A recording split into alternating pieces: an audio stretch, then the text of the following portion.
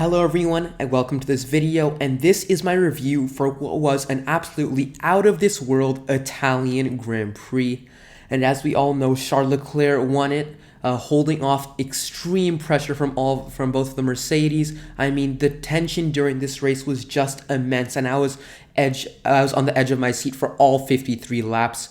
But that was just a truly amazing drive from Leclerc to absorb all that pressure. Yes, he did make a few mistakes, but in the end, he did get the job done and claimed Ferrari's first win at Monza in, I'm pretty sure, 10 years, since Fernando Alonso did it back in 2010.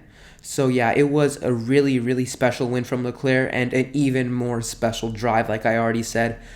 He had to hold off Lewis Hamilton, who was on the softer medium compounds for like 30 laps, and he just withstood pressure for the entire race. I mean, he did make a few mistakes and got away with some questionable actions. I think he should have got a penalty for some of the things that he did, but he did get quite lucky in the end. And yeah, that's one thing. I think there should be a bit more consistency with the penalties that they gave out, but nonetheless, a really special win for Leclerc. I was really impressed with the drive, how he's able to absorb all this pressure. He did the same thing at Spa, holding off Lewis Hamilton. So this is certainly one of his best qualities as a driver: his mental strength, his resilience, and ability to hold off pressure. So yeah, a really special win for Leclerc. And this amazing win crucially puts Leclerc fourth in the championship, ahead of teammate Sebastian Vettel and only 3 points behind Red Bull's Max Verstappen. So it's going to be really interesting to see how that battle for second, third, fourth, fifth unfolds over the final few races. So that's certainly something to watch out for. So now let's just take a quick look at the rest of the top 10. So fourth and fifth were Renault's Daniel Ricciardo and Nico Hülkenberg, taking their best results of the season, and a much needed amazing result for Renault.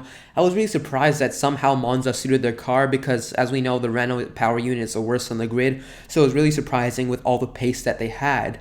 And Alex Albon had a pretty solid recovery to 6th after starting from the back, I believe. I remember he had a really good pass on Carlos Sainz, but he was a bit too ambitious trying to go on the outside of the two Lesmos. I mean, that's just taking it a bit too far. Perez had solid points in 7th. Verstappen recovered to 8th after front wing damage. Giovinazzi got some more points in 9th, and Norris rounded out the top 10. What I'm holding in my hand right now probably makes it quite obvious who we're going to be talking about next.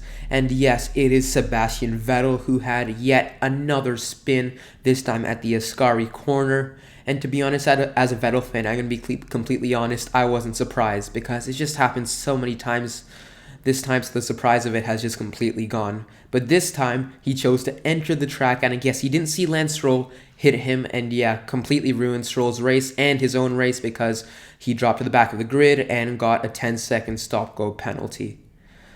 But I don't want to say too much about Vettel, because I'm going to be doing a complete video about him, but his head just isn't in the right place right now. Certainly after Canada, mentally, he just hasn't been able to recover after that race, and you can see it in his performances. He's been outqualified by Leclerc in every single race since the Canadian Grand Prix, and it's just a really tough spot for Sebastian Vettel. I think you got a feel for him, because Leclerc now has more poles, more wins, and now most importantly, he now has more points in the championship than Vettel. And it's quite an awkward situation, since he's still considered the #1 driver. I'm not sure if this is going to change in future races. And now the Tifosi is going to be behind Leclerc, because he got them their first win. He's now the one performing better. And a lot of people have been saying that this is now the end of Sebastian Vettel, that he's done in Formula 1. And that's actually going to be the topic of one of my next videos, so stay tuned for that. I'm going to answer that question: is this the end of Sebastian Vettel or not? But yeah, it's a really tough spot for him, and it definitely won't feel good, especially when he's been at Ferrari for 5 years. He's never won at Monza, but then this kid in his second season turns up to Ferrari and wins in his first season. So yeah, Sebastian Vettel certainly is not feeling good right now, whatever he's doing. So yeah, guys, that's my review for what was an absolutely amazing 2019 Italian Grand Prix. And now with Monza being contracted up until 2024 now, it's going to be delivering races like this for years to come. So it's really good to know that. But yeah, this race was truly amazing, and there's so many good video ideas I can do around this. And I'm going to be doing a lot of videos centered around the drivers, so be sure to stay tuned for that. But yeah, guys, this is the end of my review.